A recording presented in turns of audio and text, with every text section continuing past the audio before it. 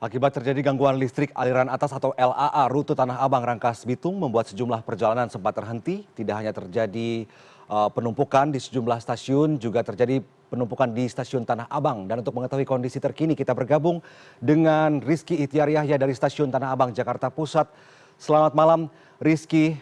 Rizky, bagaimana kondisi penumpang di stasiun Tanah Abang? Apakah terjadi penumpukan di sana malam ini?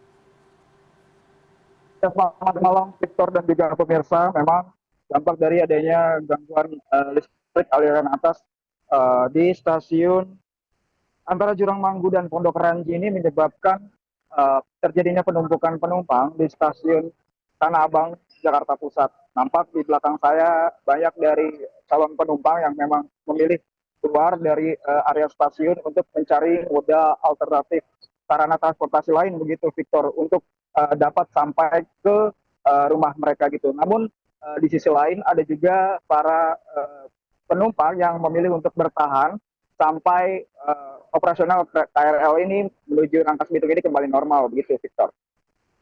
Akibat matinya listrik aliran atas atau LA ini ya di rute yang tadi Anda sebutkan, apakah saat ini memang PT Komuter ini sedang menangani masalah yang terjadi karena memang ini terjadi sejak pukul 16 sekitar pukul 4 sore begitu.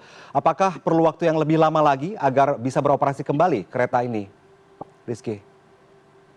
Ya baik Victor, memang di stasiun Tanah Abang sendiri petugas announcer dari PT KCI sendiri memang terus berupaya melakukan himbauan kepada para calon penumpang untuk tetap mengikuti arahan dari petugas di lapangan sendiri karena memang sampai sejauh ini kami belum mengetahui secara pasti apakah memang gangguan ini akan segera bisa selesai dengan cepat gitu ataupun memang justru sebaliknya bisa lama gitu Victor. Namun meski begitu banyak dari calon penumpang KRL yang menuju ke Rangkas Bitung ini Victor untuk bertahan di area stasiun sehingga mereka masih berharap operasional kereta jurusan KRL jurusan Rangkas Bitung ini bisa sekali kembali normal begitu Ya. Victor. Sangat disayangkan insiden ini terjadi sore hari saat puncak aktivitas warga untuk kembali ke tempat masing-masing begitu ya. Perjalanan KRL rute Tanah Abang Rangkas Bitung atau Green Line ini memang harus terputus karena adanya gangguan listrik pada sore tadi yang dimana diantaranya adalah stasiun Jurang Mangu dan Pondok Ranji, diantaranya terjadi pemadaman atau padam listrik padam akibat tersambar petir. Apakah kejadian ini tidak bisa diambil solusinya oleh KCI sendiri untuk memberikan informasi bahwa sampai jam berapa stasiun mana masih sudah beroperasi atau belum begitu Rizky sampai saat ini?